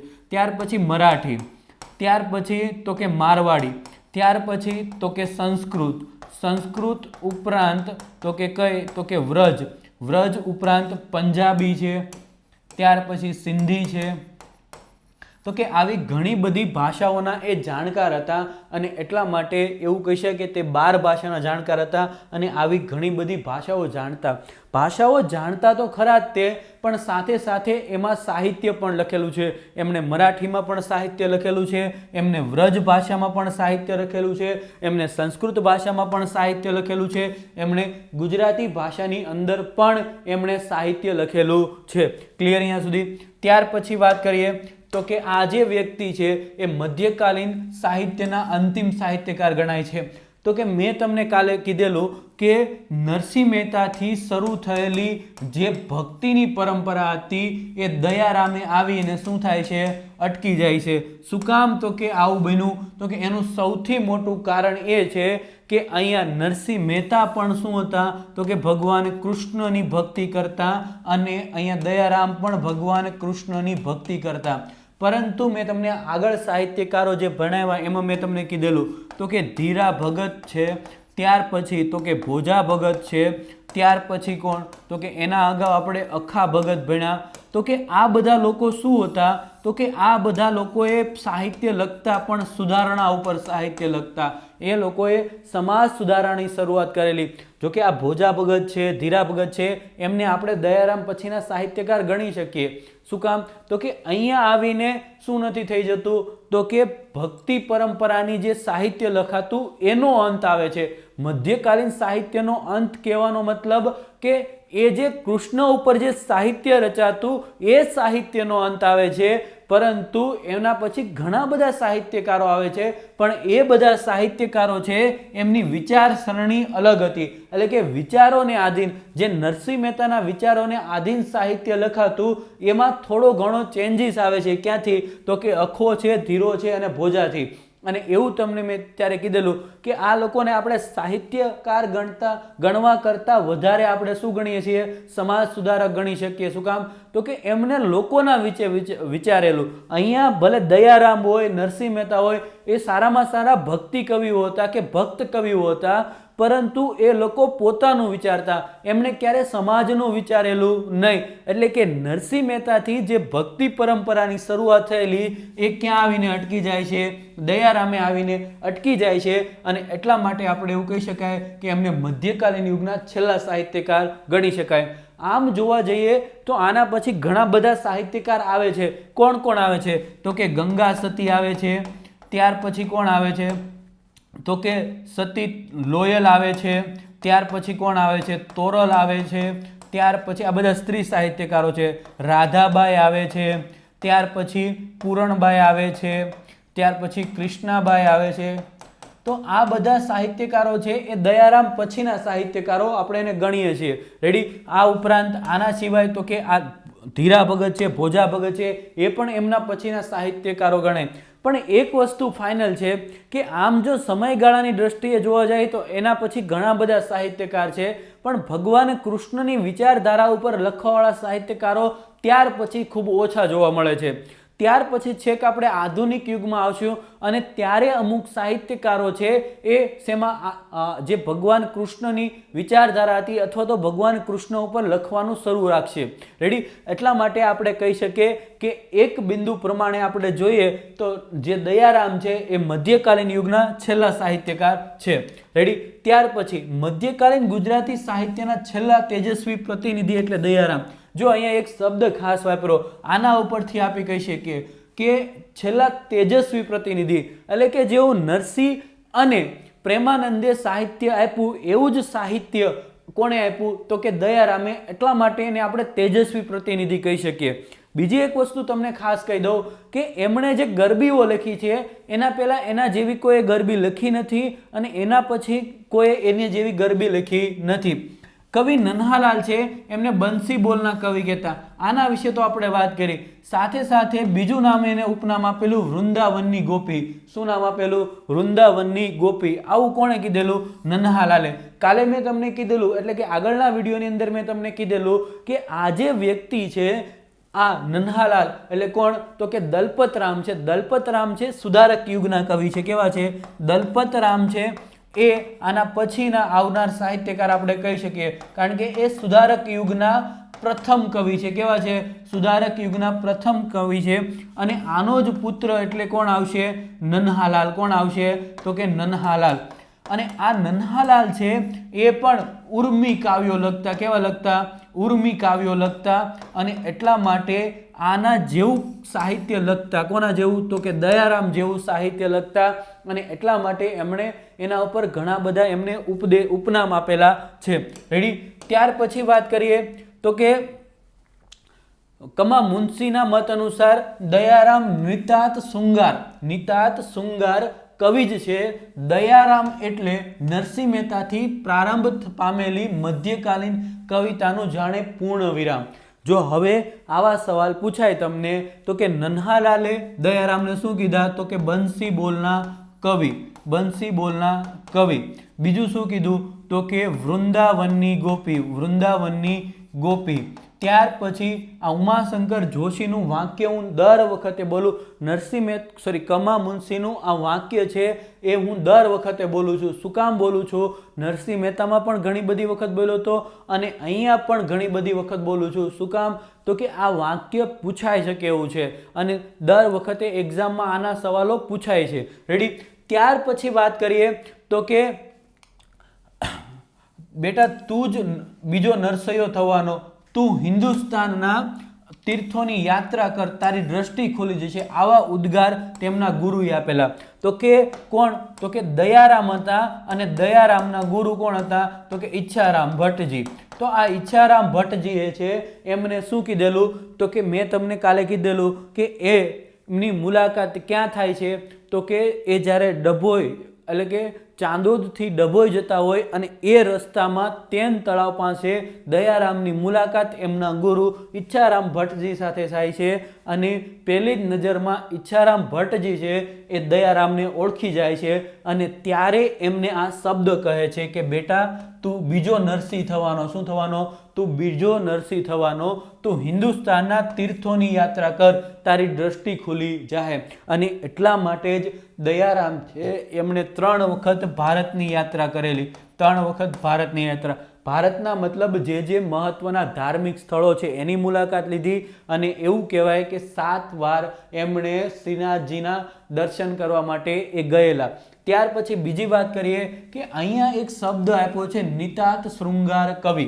એનો મતલબ શું થાય? તો કે શૃંગાર એટલે કે એમની જે ગરબીઓ છે એમાં શૃંગાર રસ જોવા મળે છે. શું મળે છે? શૃંગાર રસ જોવા મળે છે. અને એટલા જ માટે એને નિતાત શૃંગાર કવિ કમા મુનશીએ કીધા. ત્યાર પછી મેં તમને જે સમજાવ્યું એ છે કે દયારામ છે એ ભક્તિ કવિ હતા, ભક્ત કવિ હતા. અને એટલા માટે એ ભગવાન કૃષ્ણને શું માનતા? પોતાના મિત્ર માનતા. અને બીજી વસ્તુ તમને કહું તો કે જો મીરાની વાત આવે તો મીરાબાઈ પતિ તરીકે ભગવાન કૃષ્ણને માનતા. દયારામ છે એ ભગવાન કૃષ્ણને શું માનતા? પોતાના મિત્ર માનતા. અને નરસિંહની વાત આવે તો નરસિંહ મહેતા છે એ ભગવાન કૃષ્ણનો ભક્ત ગણાવતા પોતાને. એટલે આ ત્રણેયમાં ખાસ ફરક છે. અને કાલે મેં તમને કીધું કે બીજી મીરા તરીકે પણ કોને ઓળખવામાં આવે છે? દયારામને. અને જો તમને એવો સવાલ પૂછાય કે સોરઠના મીરાબાઈ કોણ? તો કોણ આવશે? ગંગા સતી. ક્લિયર અહીંયા સુધી? ત્યાર પછી વાત કરીએ તો કે ગુજરાતી સાહિત્યમાં રેખતા સાહિત્ય સ્વરૂપ આપ્યું. તો કે આ રેખતા સાહિત્ય સ્વરૂપ એટલે શું? તો કે રેખતા સાહિત્ય સ્વરૂપનો મતલબ થાય કે કોઈના જીવન એટલે કે જીવન ચરિત્ર ઉપર લખવું, એને રેખતા સાહિત્ય સ્વરૂપ કહેવાય. હકીકતમાં જે દયારામ છે એ દયારામ એમના ગુરુથી એટલા બધા પ્રભાવિત હતા કે એમના બતાવવા રસ્તા ઉપર જ ચાલતા. અને એ પોતે એવું ઈચ્છતા કે પોતે એવું ગણાવતા કે હું બીજો નરસિંહ છું, અથવા તો એવું કહેતા કે હું વૃંદાવનની ગોપી છું. અને એટલા માટે જ એમને અલગ અલગ વ્યક્તિઓએ એવા નામ આપેલા છે. અને અહીંયા હું વાત કરું છું રેખતા સાહિત્ય સ્વરૂપની. તો રેખતા સાહિત્ય સ્વરૂપ એટલે શું? તો કે એ જેમનાથી માનો કે એમના ગુરુથી એ પ્રસન્ન હતા તો એમના ગુરુ ઉપર એમને લખ્યું, તો આને રેખતા સાહિત્ય સ્વરૂપ કહેવાય. શું કહેવાય? રેખતા. એટલે કે આવું રેખતા સાહિત્યનું સ્વરૂપ આપનાર કોઈ હોય તો આ દયારામ છે. કોણ છે? દયારામ. ખાસ યાદ રાખજો, જો આવા સવાલ પૂછાઈ શકે. જે મેં અહીંયા યલો કર્યા છે એ વધારે પૂછાવાની સંભાવના છે ત્યારે મેં કરેલા છે કે દર વખતે કંઈક ને કંઈક નવું ગૌણ સેવા પસંદગી મંડળ હોય કે જીપીએસસી હોય કંઈક ને કંઈક નવું લઈને આવે. એટલે આવા સવાલો ઉપર એ વધારે ફોકસ કરતા હોય. ઓકે. તેમની ગરબીમાં જ્ઞાન, ભક્તિ અને વૈરાગ્યનો ત્રિવેણી સંગમ જોવા મળે. તો કે જ્ઞાન, ભક્તિ અને વૈરાગ્યનો ત્રિવેણી સંગમ જોવા મળે. એટલા માટે કહી શકું કે કારણ કે એ શૃંગારી કવિ હતા અથવા તો શૃંગાર રસનું સાહિત્ય લખતા. તો શૃંગાર રસમાં તો કે મોટા ભાગે નરસિંહ મહેતાએ લખ્યું છે. અને એમાં શેની વાત કરેલી છે એમણે? તો કે ત્યાં શેની વાત કરી? તો કે અહીંયા ભક્તિની વાત કરેલી છે. કઈ ભક્તિની? તો કે પ્રેમ લક્ષણા ભક્તિની વાત કરેલી છે. ત્યાર પછી જ્ઞાનની વાત પણ એમના સાહિત્યની અંદર જોવા મળે અને વૈરાગ્યની વાત પણ એમના સાહિત્યની અંદર જોવા મળે. રેડી? ત્યાર પછી વાત કરીએ કે આખ્યાનને વ્યવસ્થિત ગોઠવવા માટે કડવાની રચના કોણે કરેલી? ભાલણે કરેલી. અને એમને મીઠા શબ્દનો પ્રયોગ કરેલો. કોને? દયારામે. હવે આ શબ્દ ખાસ સમજજો. તો કે જ્યારે આપણે આખ્યાન ભણતા, શું ભણતા? આખ્યાન. ત્યારે આખ્યાનના પિતાની વાત આવતી અને ત્યારે નામ આવતું ભાલણ. શું આવતું? ભાલણ. અને ભાલણમાં પણ મેં તમને વાત કરેલી તો કે ભાલણ છે એમને આખ્યાનના પિતા કહેવાય. શું કામ? તો કે એમને આખ્યાનને વ્યવસ્થિત સ્વરૂપ આપ્યું. શું આપ્યું? સ્વરૂપ આપ્યું. મતલબ કે સૌપ્રથમ શું આવે તો કે મુખબંધ આવે, મુખબંધ પછી શું આવે ઢાળ, અને પછી ઉથલો અથવા તો શું આવે વલણ. આવું એમણે શું આપ્યું તો કે એક ફોર્મેટ આપ્યું, અને એટલા માટે ભાલણને શું કહેવામાં આવે છે, પિતા કહેવામાં આવે છે. આ જે ફોર્મેટ આપ્યું એને શું કીધેલું, કડવા કીધેલા. શું કીધેલા, કડવા કીધેલા. અને આ જ કડવાને કોણે તો કે જે દયારામ છે એણે મીઠા કીધેલા. શું કીધેલું, મીઠા કીધેલા. ઘણા લોકોએ આપણું જે છેલ્લું રિવિઝન આવ્યું એમાં ઘણા લોકોએ આ સવાલ પૂછ્યો છે કે સર આમાં દયારામ જ આવે કે પ્રેમાનંદ આવે. તો અહીંયા ખાસ યાદ રાખજો, મીઠા શબ્દ આપવા વાળો વ્યક્તિ દયારામ હતો, નહીં કે પ્રેમાનંદ. પ્રેમાનંદે ભણે આખ્યાન સારામાં સારા લખ્યા, પણ એમને કડવાને કડવા જ કીધા છે. શું કીધા છે, કડવા જ કીધા છે. જ્યારે દયારામ છે એણે કડવાને મીઠા કીધેલા છે. એનો કહેવાનો મતલબ એવો હતો કે તમારી જેવી દ્રષ્ટિ એવા તમે નામ આપો. અને એટલા માટે એક શૃંગારી કવિ હતા, અને એટલા માટે એમણે કડવાના બદલે મીઠા શબ્દ આપેલો. ખાસ યાદ રાખજો, છેલ્લું રિવિઝન જે આપણું હતું એમાં જ્યારે આ વાત કરવામાં આવી ત્યારે ઘણા બધા લોકોએ કોમેન્ટની અંદર પૂછેલો સવાલ છે કે આ કડવા ભલે ભાલણે આપ્યા એ તો બધાને ખબર છે, પણ આ મીઠા શબ્દ પ્રેમાનંદે આપ્યો, પણ પ્રેમાનંદે નથી આપ્યો. કોણે આપેલો છે, દયારામે આપેલો છે. ખાસ યાદ રાખજો, જો આવા સવાલ પૂછાય છે અને અહીંયા જ આપને કન્ફ્યુઝન થાય છે. ક્લિયર. ત્યાર પછી વાત કરીએ તો કે તેમની પાસેથી કુલ 86 કૃતિઓ મળે છે, જેમાં ગુજરાતી ભાષામાં, ગુજરાતી ભાષામાં, પછી સંસ્કૃત ભાષામાં અને વ્રજ ભાષામાં કૃતિઓ મળે છે. એટલે કે એમને ઘણી બધી કૃતિઓ મળે છે.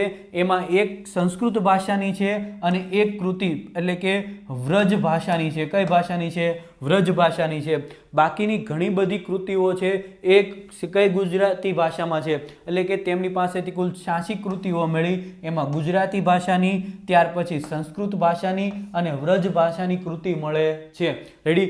ત્યાર પછી વાત કરીએ તો કે ગરબીના ગાન સમયે સુરંદો કે સતાર વગાડતા. રેડી. હવે જો જેમ આપણે પ્રેમાનંદની વાત કરેલી, શું વાત કરેલી, પ્રેમાનંદની, તો એ દરેક જગ્યાએ આખ્યાન ગાવા જતા. શું જતા, આખ્યાન ગાવા જતા. ત્યાર પછી વાત કરીએ આપણે શામળની, તો શામળ છે એ પદ્ય વાર્તા ગાવા જતા અથવા તો પદ્ય વાર્તાનું ગાન કરતા. જ્યારે વાત આવે કોની તો કે દયારામની, તો આ દયારામ છે એ ગરબીનું ગાન કરવા માટે અલગ અલગ જગ્યાએ જતા. રેડી. એટલા માટે આમને પણ આના વ્યવસાય તરીકે, પોતાના વ્યવસાય તરીકે ગરબીને સ્વીકારેલો.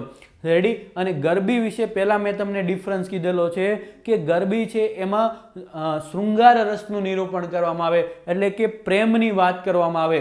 જ્યારે ગોકુળમાં જ્યારે ભગવાન કૃષ્ણ અને ગોપીઓ રાસ રમતા ત્યારે જે સાહિત્ય ગાવામાં આવતું એ ગરબી હતી. જ્યારે માં અંબા હોય કે માં મહાકાલી હોય કે માં બહુચરા હોય, તો આ બધાના ગુણગાન ગાવા માટે જે ગાવામાં આવે છે એને ગરબો કહેવાય. શું કહેવાય, ગરબો કહેવાય. અને એના માટે કોણ આવશે, વલ્લભ ભટ્ટ આવશે. કોણ આવશે, વલ્લભ ભટ્ટ. ખાસ યાદ રાખજો, આવા સવાલો દર વખતે એક્ઝામની અંદર પૂછાય છે. રેડી. ક્લિયર અહીંયા સુધી. ત્યાર પછી તો કે દયારામના અમુક પદ અને ગરબીમાં નર્મદે પુસ્તક લખ્યું છે. મતલબ કે જે દયારામના અમુક પદ અને અમુક ગરબીઓ ભેગી કરી અને દયારામની અમુક પદ અને અમુક ગરબીઓ ભેગી કરી અને નર્મદે શું લખ્યું છે તો કે પુસ્તક લખેલું છે. રેડી. ત્યાર પછી તો કે કવિ નર્મદના મત અનુસાર દયારામે 138 ગ્રંથો લખ્યા છે. અને એ કોની પાસેથી મળી આવે છે તો કે એમના શિષ્ય છે ઘેલાભાઈ, અને એમની પાસેથી મળી આવે છે. ફરીથી તો કે નર્મદે પણ જો ઘણા બધા, એક નન્હાલાલે એમના ઉપર ટિપ્પણી કરેલી છે. કોને, નન્હાલાલે. ત્યાર પછી કોણે ટિપ્પણી કરી તો કે એક આવશે નર્મદ. નર્મદ સિવાય કોણે ટિપ્પણી કરી તો આવશે કમા મુનશી, કનૈયાલાલ માણેકલાલ મુનશી.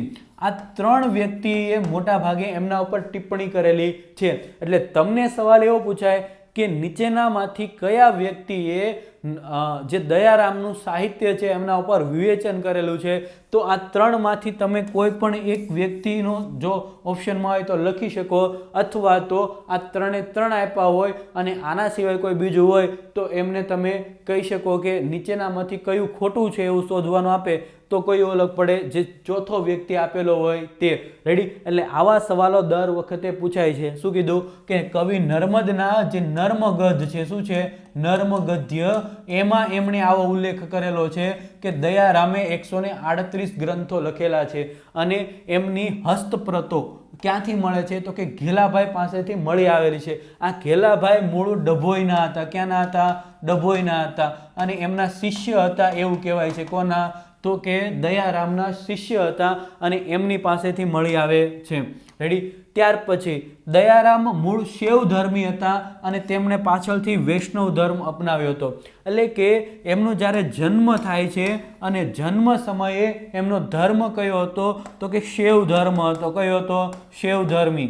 એટલે કે મેં તમને આગળ જ જ્યારે આપણે નરસિંહ મહેતા મધ્યકાલીન યુગ શરૂ કર્યો ત્યારે મેં તમને કીધેલું તો કે ભારતની અંદર મુખ્યત્વે 3 ધર્મો અથવા તો 3 સંપ્રદાય પાળવાવાળા વ્યક્તિઓ આપણને જોવા મળે. તો કે જે દેવીઓની પૂજા કરે છે એને શાક્તો કહેવાય. શું કહેવાય? શાક્તો. જે ભગવાન શિવની પૂજા કરે છે એને શૈવ ધર્મ કહેવાય અને જે ભગવાન વિષ્ણુની પૂજા કરે છે એને વૈષ્ણવ ધર્મ કહેવાય.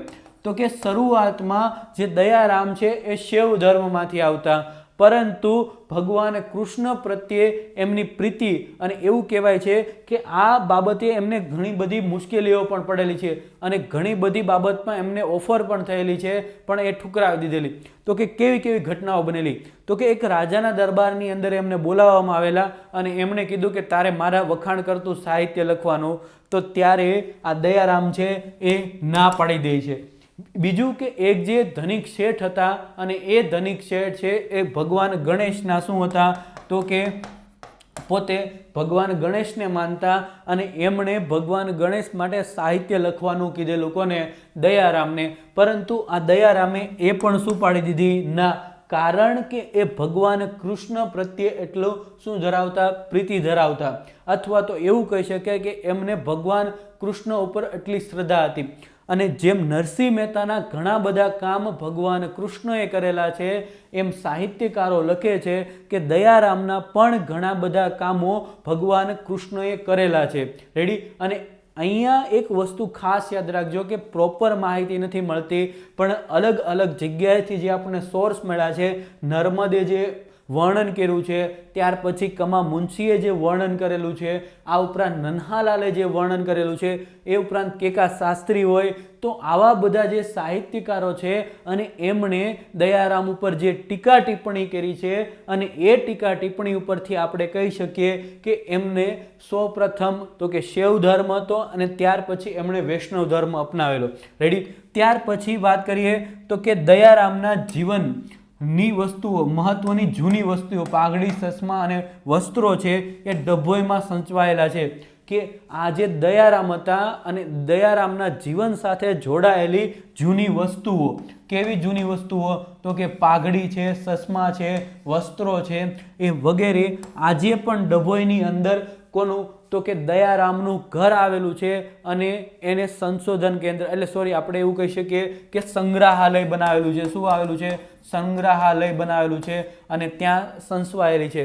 આજે પણ ડભોઈની અંદર જે જગ્યાએ દયારામ રહેતા ત્યાં દયારામનો ઓરડો એટલે કે દયારામનું ઘર આવેલું છે. રેડી? ખૂબ નાનું એવું છે પરંતુ આજે પણ તે જાળવી રાખવામાં આવ્યું છે જેથી પર્યટકો છે એમની મુલાકાત રહી શકે. આમે ડભોઈ છે, ચાંદોદ છે. ચાંદોદ આજે પણ ખૂબ પ્રખ્યાત છે, તમને ખ્યાલ હશે. શેના માટે? તો કે મેં તમને કાલે કીધેલું તો કે પિતૃ શ્રાદ્ધ માટે. અહીંયા ત્રિવેણી સંગમ થાય છે. શું થાય છે? ત્રિવેણી સંગમ થાય છે અને એ ત્રિવેણી સંગમ જોવા માટે ઘણા બધા લોકો આવે છે અને ત્યારે એ આ બધા પેલાની મુલાકાત લેતા હોય છે.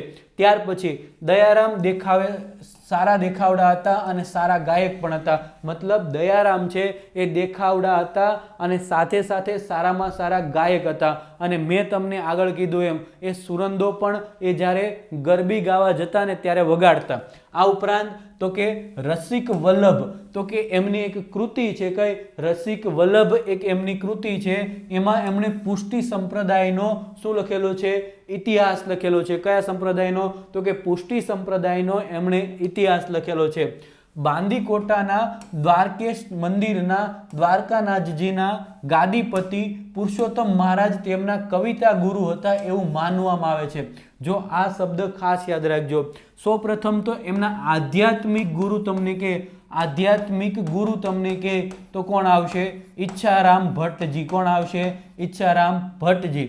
ત્યાર પછી તમને એવું કહે કે એમના કવિતા ગુરુ કોણ? તો કવિતા ગુરુ તમને પૂછે તો શું આવશે? પુરુષોત્તમ મહારાજ. આ પુરુષોત્તમ મહારાજ કોણ હતા?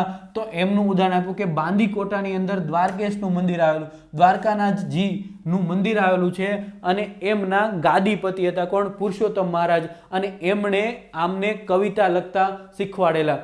ક્લિયર અહીંયા સુધી? ફરીથી આ જે દયારામ છે એમને કવિતા લખતા કોણે? તો કે પુરુષોત્તમ મહારાજે શીખવેલા.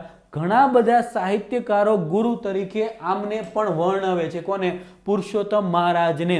હવે તમને જ્યારે એક્ઝામમાં પૂછાય ત્યારે તમારે ઓપ્શન ખાસ જોવાના. ઓપ્શન ઉપરથી તમારે જવાબ આપવાનો કે શું કહેવા માંગે છે. Okay, clear? ત્યાર પછી વાત કરીએ તો કે એમની એક કૃતિ છે, કઈ? સતસઈ અથવા તો સતસાઈ, કઈ? વ્રજ ભાષામાં છે અને એમાં 700 દોહરાઓ લખેલા છે. શું લખેલા છે? 700 દોહરામાં આ બ્રજ ભાષામાં લખેલી કૃતિ તો કે ઘણા બધા આને સતસઈ કે અને ઘણા બધા કહે છે સતસાઈ. ફરીથી તો કે 700 દોહરામાં એમની લખેલી એક કૃતિ કઈ છે? સતસઈ અથવા તો સતસાઈ છે અને વ્રજ ભાષામાં લખેલી છે. કઈ ભાષામાં? વ્રજ ભાષામાં લખેલી છે. બીજી જો વાત કરીએ થોડું એમના ગરબી વિશે વાત કરી લઈએ, કારણ કે આ ગરબીમાંથી સવાલ તમને પૂછાય. ગરબી જો તમને કોનું નૃત્ય છે એવો સવાલ પૂછાય તો એ આવશે પુરુષ પ્રધાન નૃત્ય આવશે. કયું આવશે? પુરુષ પ્રધાન નૃત્ય આવશે. બીજી વાત કરીએ તો આમાં શૃંગાર રસ રહેલો હોય છે. કયો રસ રહેલો હોય છે? શૃંગાર રસ રહેલો હોય છે અને એને માટે જાણીતા કવિ કોણ આવશે? દયારામ. દયારામે ઘણી બધી ગરબીઓ લખેલી છે. બીજું કે આ જે ગરબી છે એમાં ભગવાન કૃષ્ણ અને ગોપીઓની જે રાસલીલા થતી અને એના ઉપર લખાયેલી હોય છે. મતલબ આમાં પ્રેમની વાત જોવા મળે છે. શેમાં? ગરબીમાં. તો આ સાહિત્યનો પ્રકાર કયો છો? ગરબી. અને ગરબી છે એના માટે કોણ જાણીતું હતું? તો કે દયારામ. ક્લિયર અહીંયા સુધી? ત્યાર પછી વાત કરીએ કે તેમની કેટલીક કવિતાઓ દક્ષિણી રાગમાં રચાયેલી છે. દક્ષિણી રાગ શું કામ? તો કે એમણે ભારતની 3 વખત યાત્રા કરેલી. 3 વખત યાત્રા કરેલી અને એ યાત્રામાં તે ઘણી બધી ભાષાઓ અને સાથે સાથે દક્ષિણી રાગ શીખેલા અને એટલા માટે એમની ઘણી બધી કૃતિઓ કઈ? તો કે દક્ષિણી રાગમાં ગવાયેલી છે. મતલબ દક્ષિણી રાગ એટલે કે દક્ષિણના જે મંદિરો છે એમાં જે રાગ ગાવામાં આવે છે એ રાગમાં રચાયેલી છે. તો આ પણ ખાસ યાદ રાખજો કે દયારામની ઘણી બધી કૃતિઓ છે એ કયા રાગમાં જોવા મળે છે? તો કે દક્ષિણી રાગમાં જોવા મળે છે. અંતે જો આપણે એવું કહેવું હોય તો કહી શકીએ દયારામ એવા સાહિત્યકાર હતા કે જેઓ મધ્યકાલીન યુગના સૌથી એવું કહેવાય કે બધી જ કળાઓની પારંગત એવા સાહિત્યકાર હતા. તેઓને સારામાં સારું લખતા પણ આવડતું, સાથે સાથે એ ગાઈ પણ શકતા, સાથે સાથે એમણે આખા ભારતનું ભ્રમણ કરેલું અને વૈષ્ણવ ધર્મ સાથે એ જોડાયેલા હતા. આમ જોવા જઈએ તો કે ભક્તિની પરંપરા પ્રમાણે આ જે સાહિત્યકાર છે એ મધ્યકાલીન યુગના છેલ્લા સાહિત્યકાર આપણે ગણી શકીએ. ક્લિયર અહીંયા સુધી? ઓકે. ત્યાર પછી વાત કરીએ કે તેમની અંતિમ ઈચ્છા અનુસાર તેમનો મૃતદેહ છે એ ચાંદોદ લઈ જવામાં આવેલો. હવે આના ઉપરથી તમને એક વસ્તુ ખબર પડશે કે કદાચ તમે ગમે એટલા મહાન વ્યક્તિ બની જાઓ છતાં પણ આપણે એવું કહેવાય ને કે ધરતીનો છેડો ઘર, મતલબ કે એમનો મૂળ જન્મ ચાંદોદમાં થયેલો અને એટલા માટે એમની છેલ્લી ઈચ્છા એવી હતી કે હું જ્યારે મૃત્યુ પામું ત્યારે મૃતદેહને ચાંદોદમાં લઈ જવામાં આવે. રેડી? અને એમને ચાંદોદ લઈ જવામાં આવ્યો હતો એ જ્યારે મૃત્યુ પામ્યા ત્યારે. તો દયારામ છે એ તો મેં તમને પહેલાં કહી દીધું કે દયારામ છે એ મોટા ભાગે શું લખતા? ગરબી લખતા.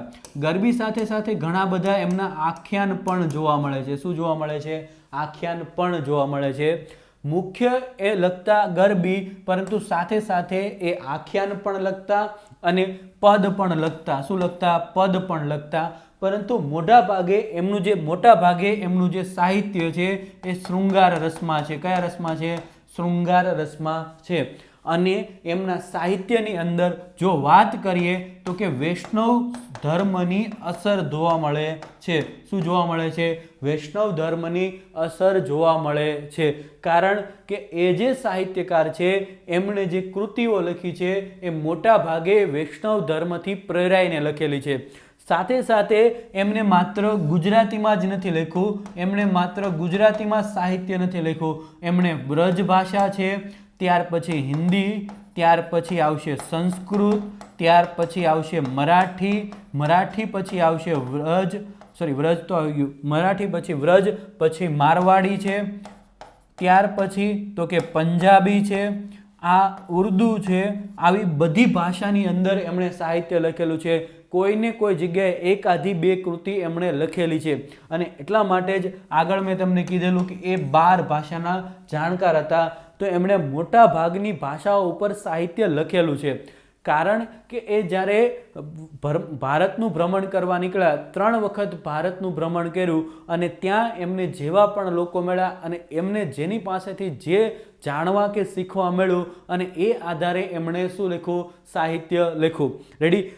ત્યાર પછી વાત કરી કે એમના જીવનથી લઈ અને છેક સુધી કે એમનું મૃત્યુ ક્યાં? તો કે છેલ્લે એમની ઈચ્છા અનુસાર એમને ચાંદોદ લઈ જવામાં આવેલા અને ત્યાં એમનો શું અગ્નિ સંસ્કાર કરવામાં આવ્યો છે એવું કહેવામાં આવે છે.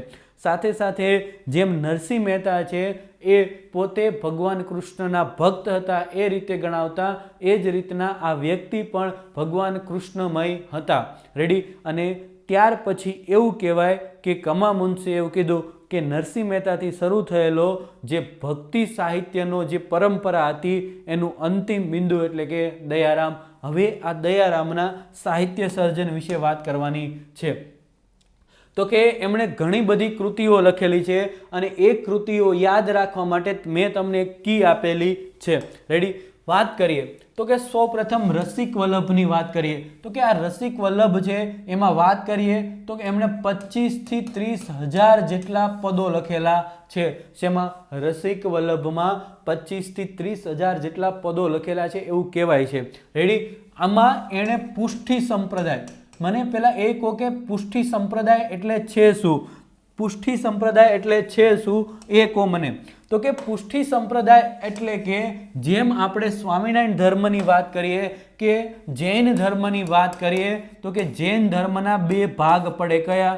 શ્વેતાંબર અને બીજું શું આવે તો કે દિગંબર. તો કે એ જ રીતના જે વૈષ્ણવ ધર્મ છે આ વૈષ્ણવ ધર્મના પણ અલગ અલગ ભાગ પડેલા હોય છે. ભગવાન કૃષ્ણની ઉંમર પ્રમાણે એની ભક્તિ થાય છે અને એ પ્રમાણે એના ભાગ પડેલા હોય છે. કઈ રીતના? તો કે તમે ભગવાન કૃષ્ણના બાળ સ્વરૂપની પૂજા ત્યાં જોવા મળે તમને. ઇસ્કોન મંદિરની અંદર તમે જાઓ તો એને વૈષ્ણવો તરીકે ઓળખવામાં આવે. કયા? એને વૈષ્ણવો તરીકે ઓળખવામાં આવે. ત્યાર પછી ભગવાન તમે અહીંયાથી દ્વારકા જાઓ તો એને દ્વારકાધીશ તરીકે ઓળખવામાં આવે. તો એમની ભક્તિ કરવાવાળા સૌરાષ્ટ્ર પોરબંદરમાં તમે જાઓ તો ત્યાં તમને એ દ્વારકાધીશના લોકો પૂજા અર્ચના કરતા જોવા મળશે. પછી તમે ડાકોરમાં જાઓ તો રણછોડરાયની પૂજા કરતા જોવા મળશે તમને. રેડી? એ જ રીતના તમે અલગ અલગ જગ્યાએ જાઓ તો એ ભગવાન વિષ્ણુના જ અવતાર છે અને એમની અલગ અલગ પૂજાઓ થતી હોય છે. તો એમાંના એક એટલે કે પુષ્ટિ સંપ્રદાય છે અને એના અનુયાયી કોણ હતા? તો કે દયારામ હતા. અને એ જે કાંઈ પુષ્ટિ સંપ્રદાય વિશે જાણતા એના ઉપર એમણે કૃતિ લખી અને એ કઈ છે? રસિક વલ્લભ. અને ખૂબ જાણીતી છે અને ખૂબ વખાણાયેલી કૃતિ છે. ત્યાર પછી કૃષ્ણ લીલા. તો કે જેમ નરસિંહ મહેતા છે એ ભગવાન કૃષ્ણના જે બાળપણના સ્વરૂપનું વર્ણન કરતા એમ દયારામે પણ ભગવાન કૃષ્ણના બાળ સ્વરૂપનું વર્ણન કરેલું છે. અને એ જે ગોકુળ મથુરાની અંદર, જે ગોકુળની અંદર રાસલીલા રચતા અને એને આધારે લખાયેલી કૃતિ કઈ છે? કૃષ્ણ લીલા. અને આમાં એમણે ગરબીઓ લખેલી છે. ત્યાર પછી દાણ ચાતુરીઓ, તો કે તમને ખબર હશે કે નરસિંહ મહેતા હતા, એમણે પણ ચાતુરીઓ લખેલી. અને એ જ રીતના દયારામે કઈ લખી? તો કે દાણ ચાતુરીઓ. ત્યાર પછી શ્યામ રંગ સમીપે ન જાવું, આ પણ એક એમની ખૂબ જાણીતી કૃતિ છે. ત્યાર પછી આવશે શોભા અને સલુણા. ત્યાર પછી આવશે પ્રેમ રસ ગીતા, ઋતુ વર્ણન, કૃષ્ણ મહાત્મય, સત્યભામા વિવાહ, રૂકમણી વિવાહ અને પ્રેમ પરીક્ષા. આ બધી કૃતિઓ કોની છે? તો કે દયારામની છે. આમાં ઘણી બધી તમને રિપીટ જોવા મળશે. તો કે આ સત્યભામા વિવાહ છે એ પણ તમે પ્રેમાનંદમાં પણ જોઈએ છે અને ક્યાંક ક્યાંક તો કે તમે નરસિંહ મહેતામાં પણ જોઈએ છે. આ રૂકમણી વિવાહ, તો કે મેં તમને આગળ સ્ટોરી કીધેલી આખી, કઈ યાદ છે? તો કે આપણો જે માધવપુરનો મેળો ભરાય, આ માધવપુરનો મેળો છે એ ક્યાં ભરાય? તો કે પોરબંદરમાં ભરાય. ક્યાં ભરાય? પોરબંદરમાં. આ મેળાને ઘેડનો મેળો પણ કહે. તો કે આ જે મેળો છે એ શું કહેવાય કે ચૈત્ર મહિનાની નોમથી શરૂ થઈ અને ક્યાં સુધી ચાલે? તો કે 5 દિવસ સુધી ચાલે. ચૈત્ર સુદ નોમથી 5 દિવસ સુધી આ મેળાનું આયોજન થાય. અને એમાં રૂકમણીજીને સ્વયં કહેવાથી ભગવાન કૃષ્ણ છે તેમનું અપહરણ કરી અને પોરબંદર જિલ્લાના માધવપુર ગામે એમની સાથે લગ્ન કરે છે. તો આ એમના લગ્ન સાથે જે જોડાયેલી તમામ કથાઓ છે એમનું વર્ણન ક્યાં જોવા મળશે? રૂકમણી વિવાહમાં. પછી પ્રેમની પરીક્ષા છે, ઋતુઓનું વર્ણન છે, પ્રેમ રસ ગીતા છે, શોભા અને સલુણા છે. આ બધી એમની શું થઈ? કૃતિઓ છે. ત્યાર પછી અહીંયા એમની કી આપેલી છે મને કે દયારામ કહે રસિક વલ્લભે કૃષ્ણ લીલામાં દાણ ચાતુરી પૂર્વક શ્યામ અને શોભાના પ્રેમનું રસ ઋતુ વર્ણન કર્યું, તે વાંચીને શ્રી કૃષ્ણએ સત્યભામા રૂકમણીની પ્રેમ પરીક્ષા લીધી.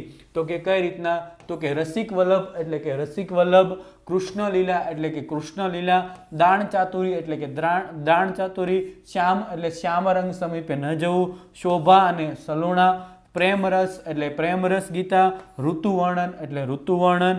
ત્યાર પછી કૃષ્ણ ઉપરથી કૃષ્ણ મહાત્મય, સત્યભામા ઉપરથી સત્યભામા વિવાહ, રૂકમણી ઉપરથી રૂકમણી વિવાહ અને પ્રેમ પરીક્ષા ઉપરથી પ્રેમ પરીક્ષા.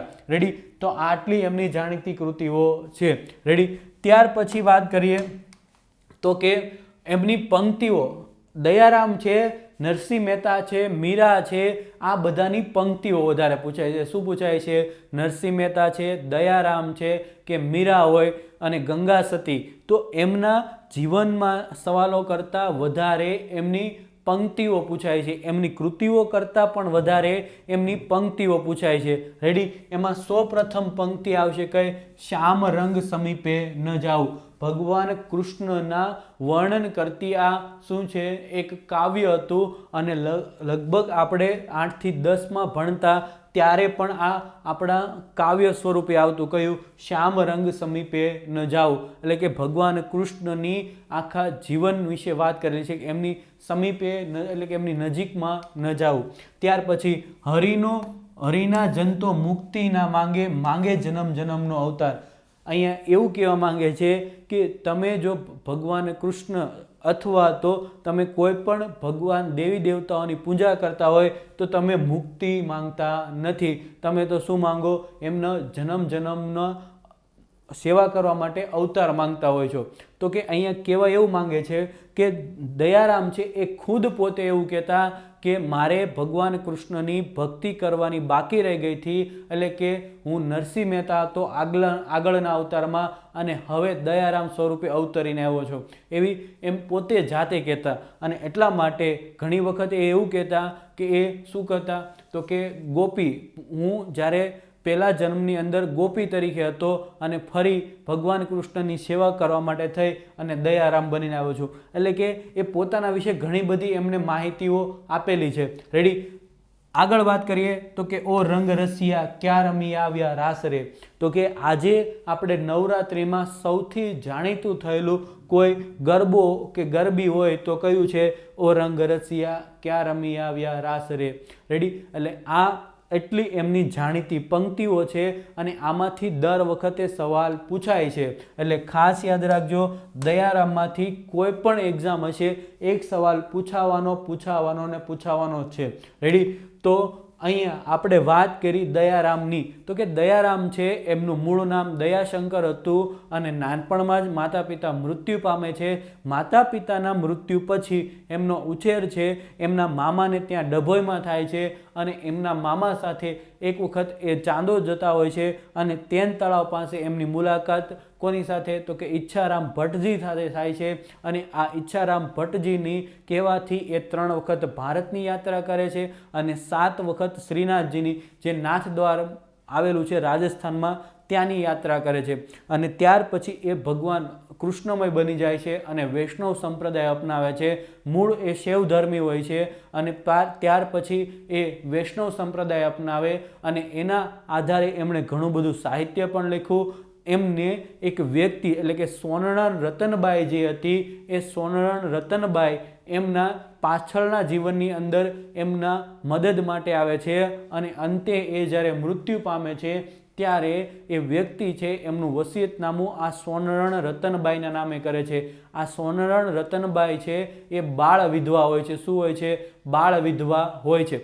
ત્યાર પછી વાત કરું તો કે એ 12 ભાષાના જાણકાર હતા અને એ જ્યારે સાહિત્ય ગાતા ત્યારે કવિતાઓ કે ગરબી ગાતા ત્યારે એ સુરંદો વગાડતા અને એમની જે ગરબીઓ છે એ ખૂબ જાણીતી છે અને આ ગરબી છે એ પુરુષ પ્રધાન નૃત્ય છે.